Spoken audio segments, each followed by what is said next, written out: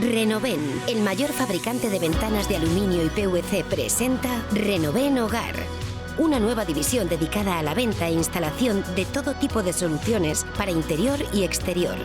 Cortinas decorativas, toldos, pérgolas bioclimáticas, suelos técnicos, cortinas de vidrio, domótica.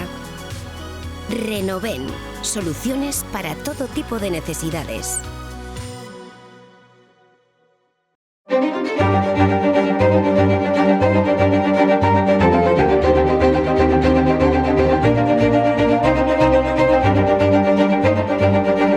Charo Sadaba Chalezquer, catedrática decana de la Facultad de Comunicación de la Universidad de Navarra y yo supongo que sobre todo periodista.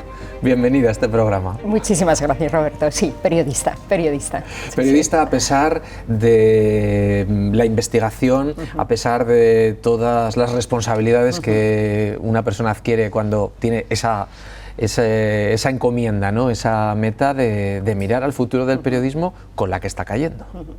Sí, y ahora respondo a la segunda parte, o digo algo, pero periodista porque periodista es lo que siempre quise ser cuando era pequeña y es verdad que en esa decisión durante mucho tiempo viví en un pueblo, ¿no? en el pueblo de mis padres, en Navarra, luego vinimos a Pamplona, pero yo quería un trabajo que me permitiera salir, ¿no?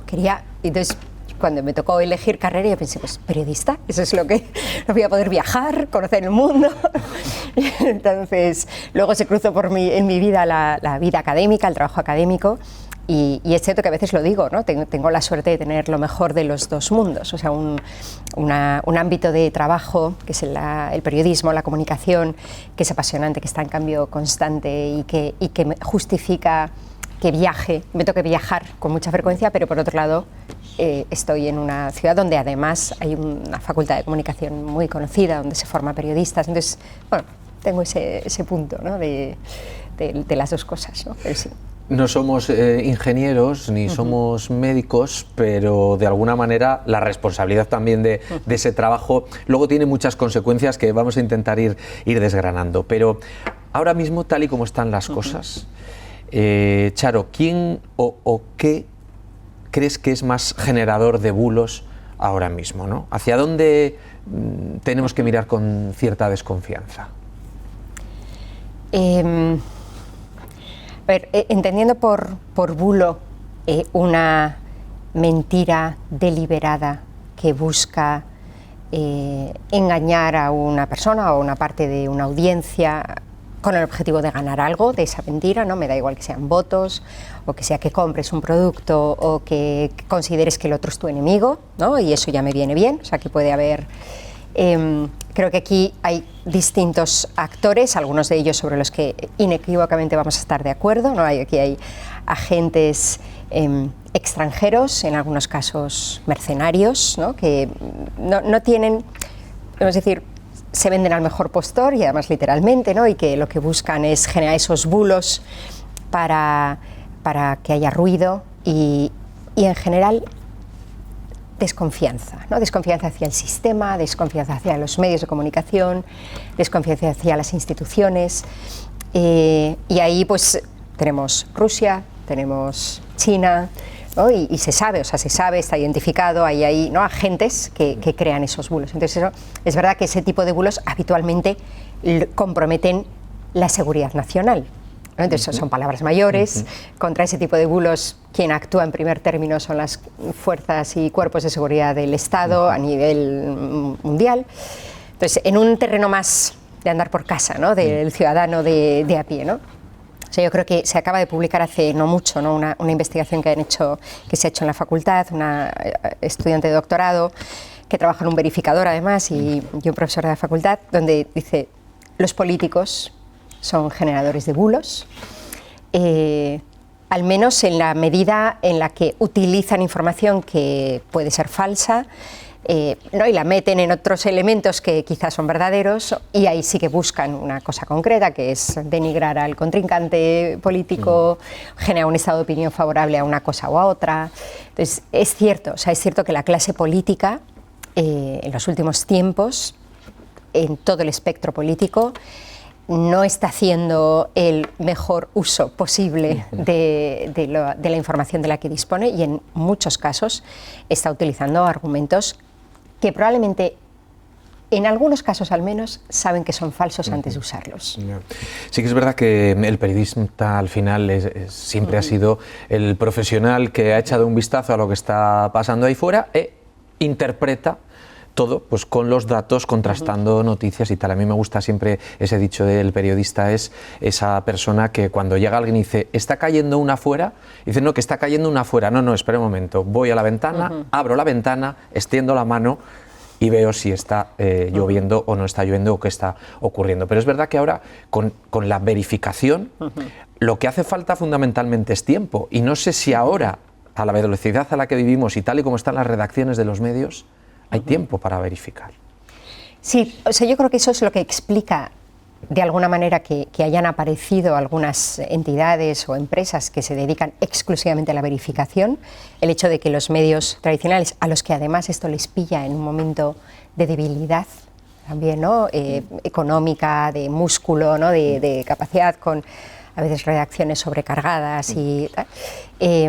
En cualquier caso, y estoy de acuerdo contigo en esa descripción del periodista, creo que también podríamos interpretar estos bulos a veces como una pantalla que hace que los periodistas no se centren en lo que es realmente importante. O sea, si ya sabemos que los políticos, ¿qué es lo que preocupa a la gente, ¿no? O sea, los políticos también están interesando dirigir la mirada de la ciudadanía hacia objetivos concretos por ganancias específicas para ellos, ¿no? No siempre, ojalá fuera el bien común, pero no siempre es el bien común. Y creo que a veces ese trabajo de verificación es innato al trabajo periodístico.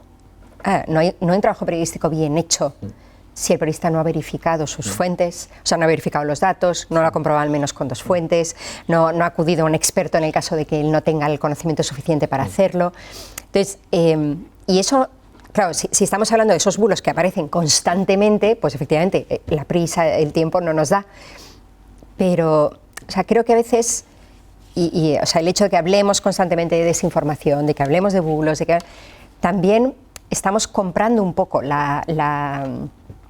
este discurso que alguien, la excusa, ¿no? que alguien también está interesado en difundir, ¿no? Porque luego pasan muchas cosas que preocupan a la gente y que no son objeto de bulos o que puede haber simplemente, en algún caso, errores de verdad, errores de quien lo ha contado, en este caso de un portavoz, de alguien o de tal, y errores de una transcripción o de una crónica que se hace de un evento. O sea, puede haber errores, eso es humano. Eso no es desinformación, eso es un error. Entonces, creo que por un lado es innato al trabajo periodístico. Estoy de acuerdo contigo en que la prisa nos impide a veces atender a lo que aparentemente se demanda, pero la vida de la gente, y eso lo vemos constantemente, la vida de la gente en muchos casos está muy lejos de esos escenarios.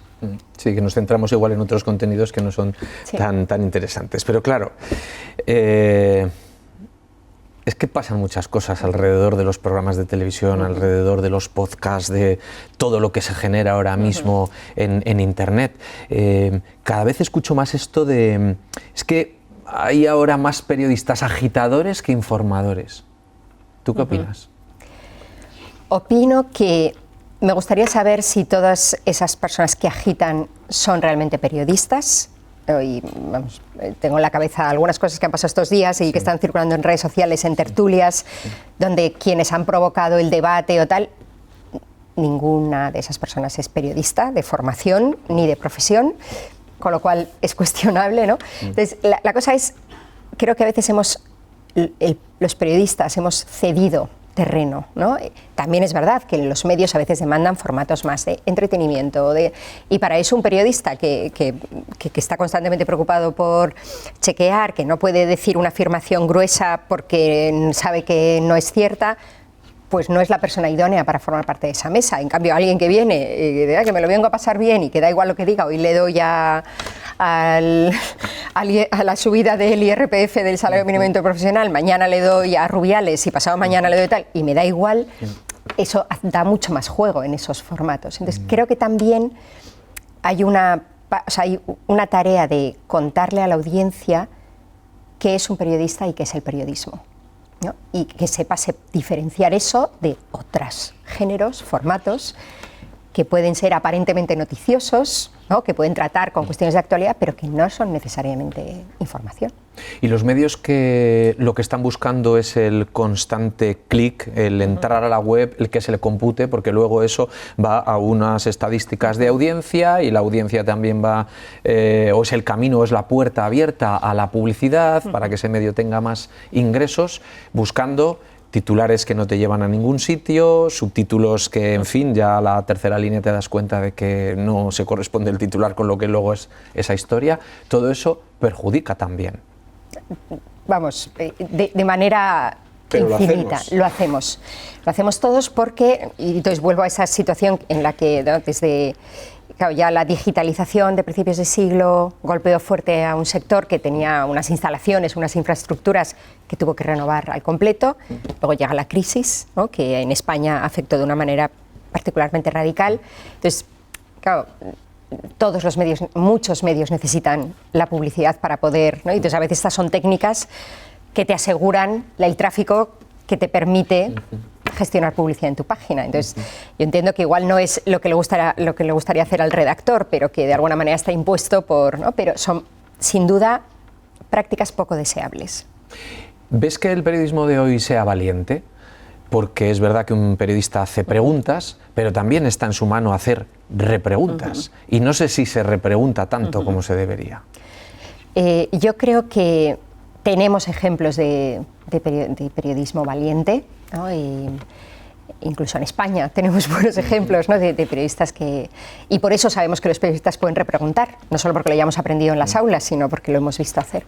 Pero creo que en los últimos años, y quizá tiene que ver también con la excesiva dependencia, ¿no? de los medios que a veces tienen de los poderes públicos, por una cuestión de financiación también, ¿no? Esa práctica se ha perdido, ¿no? Y sí, nos conformamos, y también, y a veces por el tiempo, por la premura del tiempo. Tengo que volver a la redacción a escribir esto porque se va a emitir, se va a publicar, se va a tal. Entonces, luego, y quizá probablemente luego lo piense, y pues se lo podía haber preguntado, ¿no? O sea, ayer, por ejemplo, escuchaba la rueda de prensa justo que después del Consejo de Ministros, y entonces tres de los periodistas, o sea, la primera periodista preguntó, el segundo periodista repreguntó sobre la primera pregunta del tercero. Entonces dices, bueno, también hay otros esfuerzos, ¿no? Pero me pareció una buena práctica. Y dices, bueno, al final lo que quieren es una respuesta concreta, que si no me la has dado a la primera, tampoco a la tercera se la dio, pero bueno, que había esa intención, ¿no? ¿Te preocupa lo que pueda venir de Estados Unidos? Porque siempre hemos dicho, sobre todo en televisión, que la tele que se está haciendo ahora en Estados Unidos acaba llegando 5 o 6 años después a España. Claro, hemos visto en las últimas horas, en los últimos días, con la llegada de Donald Trump, que agencias internacionales como Associated Press se les ha negado la entrada a la rueda de prensa porque en sus crónicas ya no están llamando al Golfo al anterior, siguen llamando al Golfo de México y no Golfo de América. Es una anécdota, a mí no me parece una anécdota, pero se está recogiendo en muchos sitios como anécdota. ¿Se está reduciendo el espacio? Sí, o sea, yo creo, por un lado, creo que efectivamente, o sea, yo también observo con peligro esto y creo que no es una anécdota, o sea, porque hay un esfuerzo que además lo hemos visto hacer en una época anterior, ¿no? De un gobierno similar a este, o sea, con el mismo tono que el que hay ahora, de construir la realidad a mi medida, ¿no? a lo que me venga bien. Y esto cargando contra el periodismo, o sea, contra los periodistas. Entonces, esto efectivamente me preocupa, o sea, me preocupa como ciudadana, me preocupa como periodista, porque creo que esto va a hacer daño al periodismo, sobre todo cuando vemos que hay un grupo, un sector de la ciudadanía muy fiel y muy poco crítico a los mensajes que llegan de ese gobierno, ¿no? Entonces, eso también me preocupa. O sea, tenemos que ser críticos, el sentido crítico tiene que aplicarse a todo, no solo a los medios de comunicación, también a lo que te dice cualquier fuente interesada. Y un gobierno es una fuente interesada. O sea, el gobierno quiere algo de ti. O sea, entonces eso, al mismo tiempo, creo que si sabemos aprovechar esto, es también una oportunidad. O sea, es una oportunidad para poner en valor el periodismo. O sea, digo, porque creo que también, además, como esto sucede con luz y taquígrafos, o sea, lo estamos viendo, dices, creo que existe esa oportunidad y confío, ¿no? Tiendo a ser más optimista que pesimista, pero creo que efectivamente es un riesgo grande. ¿Y con qué intenciones llega el alumnado a una facultad de comunicación?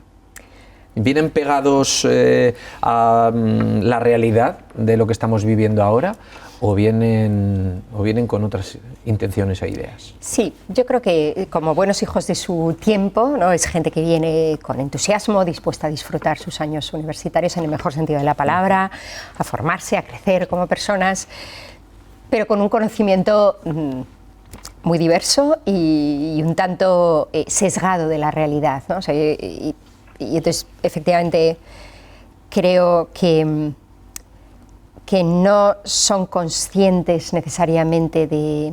O sea, el otro día también hablando con... O sea, el propio concepto de opinión pública, de esfera pública, o sea, existe, no existe, se ha diluido. O sea, la esfera pública como un lugar donde hay un discurso común, cuando estamos viendo cómo cada persona que está usando un teléfono móvil para acceder a Internet está teniendo una experiencia única. Entonces, lo común ya no existe, o sea, o se diluye muchísimo, ¿no? Ese debate sobre cuestiones comunes no existe. Entonces yo creo que ellos son también, su experiencia de la vida está mediatizada también por esa realidad, ¿no? De un mundo fragmentado, donde a priori pues las cosas sobre las que no tengo agencia no me interesan, no me interesa la economía, no me interesa la política, porque no puedo hacer nada. ¿Qué me interesa? Si puedo ir al gimnasio o no esta tarde, si puedo hacer o no voluntariado hoy, si, ¿no? qué puedo hacer con este amigo que está pasando una mala tarde. Entonces, creo que bueno, los jóvenes reflejan muy bien ese entorno social en el que vivimos, ¿no? Y también los estudiantes de comunicación. O sea, a nosotros nos sorprende, por ejemplo, lo poco interesados que están en la actualidad, ¿no? Cosa que es un reto. O sea, el primer reto es abrirles los ojos y decirles, toda la realidad te interesa, ¿no? Toda, porque te vas a dedicar a esto, ¿no? y es apasionante. Pues por lo tanto, de conciencia crítica casi no hablamos, porque la conciencia crítica se tiene que traer de casa o se puede construir en las aulas. Bueno, idealmente la capacidad crítica se construye, ¿no? Tiene mucho que ver con el proceso de maduración de una persona y después, ¿no? Cuando comienza la adolescencia, ahí, ¿no? y el sistema escolar, ¿no? tiene un papel clave, ¿no? Lógicamente, si trabaja con la familia es más fácil que ese espíritu crítico se desarrolle convenientemente. Muchas veces recibimos estudiantes, ¿no? Personas que no lo tienen, ¿no? Que se creen cualquier cosa que les dicen o que igual son particularmente críticos, sí, con algunas personas, y ahí sí que aplican, ¿no? pero de una manera también sesgada, ¿no? ¿Se puede formar? Sí, se puede formar. Y a veces la ventaja es que cuando trabajas con personas adultas puedes ir más rápido. O sea, lo que en el caso de un adolescente te puede costar 3, 4, 5 años, con un estudiante universitario en un año puedes haberlo conseguido. Si consigues... Es abrirles los ojos, o sea, es generar su interés por las cosas. Y entonces tienes una persona autónoma, mayor, capaz, y entonces ahí va mucho más rápido. Claro, ¿cómo están afectando ya estas generaciones que se incorporan a la universidad? Han sido adolescentes hasta hace 2 días. ¿Cómo han venido afectando a la adolescencia las redes sociales? Un Instagram que está ya en los teléfonos del 99% de ellos. Sí, y el 1% porque no tiene teléfono móvil, probablemente, o sea, ese sea el caso. Tanto a ellos como a cualquier otro, como a nosotros. O sea, yo pienso yo misma, ¿no? O sea, que uso Instagram o uso TikTok o uso cualquier red social, ¿no? Pero ellos de una manera particular es un conocimiento, una capacidad de atención limitada, muy corta, ¿no? Tiene que, además, constantemente o sea, el estímulo para generar la atención tiene que ser constante, o sea, les cuesta más, a nosotros también, cada vez nos cuesta más aguantar una reunión de 1 hora y media. Entonces, como 1 hora y media no va a pasar nada, no hay algo en medio, no hay un café, no hay un break, no, 1 hora y media escuchando a alguien, ¿no? Nosotros todavía somos capaces de recordar el placer que suponía no hacer nada durante 1 hora y media y conectar, ¿no? Con una experiencia anterior, incluso a veces disfrutarla. Pero para ellos hace referencia a cosas que no conocen. Entonces, las redes sociales, sobre todo, yo diría, hay muchos ámbitos de impacto, pero en lo que atañe la atención, el foco, ¿no? La capacidad. Y lo difícil que es captar su atención por un tiempo largo y lo fácil que es despistarles.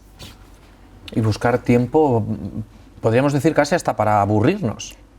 Por supuesto, ¿no? Porque aquí la batalla es contra el aburrimiento. O sea, el aburrimiento es el animal que hay que sacrificar, ¿no? O sea, cualquier cosa menos estar aburrido. Entonces, el año pasado organizamos un taller en la universidad para los estudiantes que se llamaba No sin mi móvil, ¿no? Que tenía que ver con una relación saludable con el dispositivo.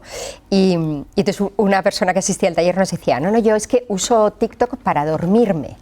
Entonces, lo que hago es, ¿no? voy constantemente tal, hasta que cuando me despierto tengo el móvil en la cara, o sea, que se ha quedado dormido, ¿no? Pero, las ovejitas de antes. Claro, las ovejitas de antes. Claro, tú piensas en qué haces tú para dormirte y digo, bueno, no sé, igual lo haces, ¿no? Yo no, o sea, no puedo, para mí es incompatible, ¿no? Dormirme con un estímulo visual constante, ¿no? Pero sí, cualquier cosa menos aburrirse. Y la investigación ahora mismo en una facultad como la de Pamplona, ¿hacia dónde está mirando? ¿Qué capacidad hay de investigar y de evolucionar en el periodismo? Entonces, en la facultad justo, o sea, desde hace años estamos poniendo mucho foco en la investigación en periodismo, entendiendo también que es parte de nuestra responsabilidad.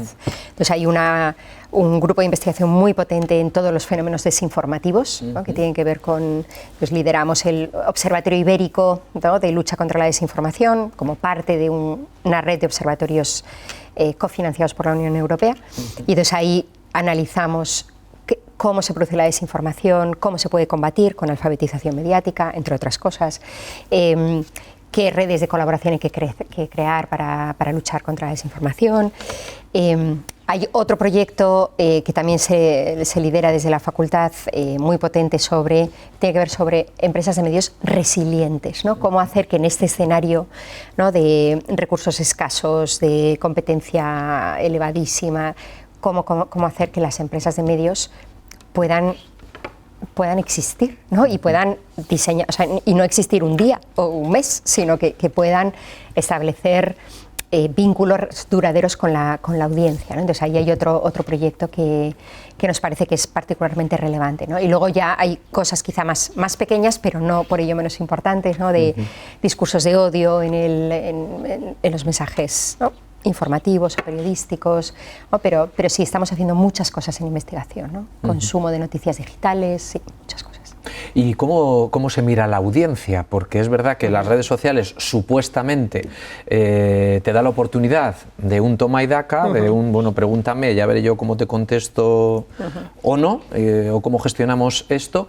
Desde hace unos meses eres la defensora de la audiencia, la defensora del lector, de ABC, ¿no? Sí. Claro, lector y lectoras. Esto lo van a tener que cambiar, ¿eh? Sí. Sí. ¿Cómo se abre uno a la audiencia? ¿Cómo es capaz de hacer ese cauce, ese canal entre la redacción, que, bueno, al final yo creo que también somos muy nuestros, y decir, bueno, vamos a ver hasta dónde podemos reconocer que efectivamente igual aquí las cosas se podían haber hecho de otra manera? Sí, entonces efectivamente está siendo una experiencia muy enriquecedora y de aprendizaje constante. Por supuesto, a veces te encuentras con mensajes de lectores o lectoras que son inapropiados, o sea, inapropiados en la medida en que no son constructivos. O sea, por supuesto, un lector, como cualquier persona, tiene derecho a expresar su opinión, puede haberle enfadado profundamente que una columna se haya dedicado a un tema y entonces te escribe diciendo me parece fatal, y te lo puede decir educadamente o sin educación, ¿no? Y sin filtro. Entonces ya está, y eso a veces pasa y dices, bueno, pues ya está, pues también me toca recibir a veces el enfado de un lector.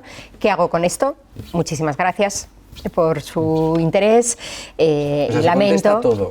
Yo contesto todo, sí, yo contesto todo lo que recibo. Tengo un correo electrónico, una cuenta de correo electrónico y una cuenta de WhatsApp. Entonces yo contesto a todas las... en otras ocasiones, es verdad, los lectores detectan cosas que les llaman la atención, ¿no? Estoy recordando hace poco, ¿no? Pues alguien decía, oye, ¿habéis publicado este gráfico? Estos datos están mal interpretados. Claro, muchas veces, y en este caso el medio del que soy defensora tiene unos lectores, un perfil de lector culto, ¿no? Y habitualmente con una formación elaborada, y esta persona se presentaba además como catedrático de estadística, ¿no? Y entonces recuerdo haber hablado con la responsable de la sección, me dijo, tienes razón, nos hemos colado. ¿no? O sea, nos hemos colado y hemos hecho una mala interpretación de los datos, nos hemos fiado de una cosa y lo hemos hecho. Entonces, aparte de darle la razón, de corregir lo que aparecía en este caso en la edición digital, porque en el papel ya no se podía, también por mi parte hubo una recomendación a la dirección de, bueno, quizá hay que seguir trabajando en la alfabetización estadística de los periodistas. O sea, digo, porque cada vez más toda la información va acompañada de números y no podemos dar por supuesto que todo el mundo es igualmente hábil interpretando datos, ¿no? Entonces, yo creo que ese, por ejemplo, es un buen ejemplo, ¿no? de cómo una aportación de un lector concreta puede señalar un ámbito de mejora, ¿no? Luego las opiniones son diversísimas, puedes imaginar, y entonces a nadie le gusta que no se haya tenido en cuenta la voz de no sé quién o que se haya tenido en cuenta no sé... Entonces, bueno, a veces lo interesante aquí es que al redactor siempre le sorprende que su noticia haya causado interés en los lectores, ¿no? Les agrada, ¿no? Primero dice, todo el mundo, lo primero, todas las llamadas que he hecho durante estos 2 años, la primera respuesta es, gracias. O sea, gracias no a mí, sino gracias porque lo han leído, ¿no? Claro. O sea, y no sabía que generaba este interés. Entonces eso creo que para el periodista es muy bueno. Y entonces cuando ya has generado ese marco positivo, plantearle, oye, el lector piensa que o sugiere esto, que a veces el lector se equivoca y dice, no tiene toda la información o tal, ¿no? Pero creo que es un ejercicio que para la redacción es interesante.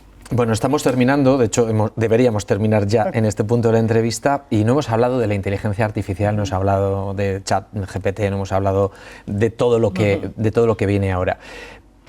Pero llegará para complementar, es verdad que ahora yo no me arriesgaría a hacer una pieza de informativos en Navarra Televisión y dejársela a la máquina, porque tiene que haber alguien también para que verifique que todo eso es correcto.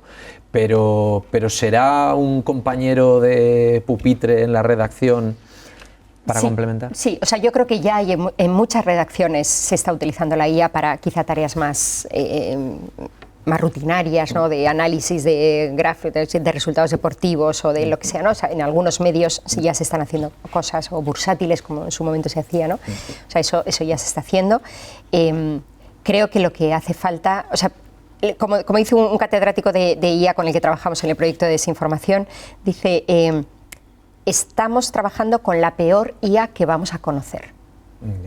O sea, que esto solo va a ir a más y mejor capacidad. Con lo cual, ¿va a ser un compañero? Seguro. Está en nuestra mano, y creo que es nuestra responsabilidad, no dejar que alguien venga y nos diga cómo tenemos que usarla, ¿no? Sino ser nosotros los que, aunque nos dé pereza, aunque no tengamos tiempo, ¿no? Pero meter cabeza, ver qué cosas hay y empezar por algo, ¿no? Decir, oye, ¿cómo haría esto? ¿Cómo? ¿No? Para no perder en ningún caso la autonomía o la agencia, ¿no? en ese proceso. Y no dejar de pisar la calle. Y no dejar de pisar, o sea, pero es que esto, o sea, si ya el periodismo declarativo o las notas de prensa o tal son un peligro para el periodista, que dice, ¿para qué tengo que salir? Con la que está cayendo, hoy está lloviendo en Pamplona muchísimo, y de ¿para qué tengo que salir a la calle? ¿No? Pues ya encima, si me lo va a hacer. Entonces, creo que esos son, es como esta, no sé si recuerdas la película de Wall-E, ¿no? Y es cómo eran los seres humanos en esa película, ¿no? Que vivían absolutamente adormecidos. Entonces no podemos estar adormecidos, para eso hay que salir a la calle, hay que hablar con la gente, hay que saber qué les preocupa. Charo Sadaba, muchísimas gracias, qué interesante. Muchísimas gracias a ti, de verdad. Que vaya muy bien.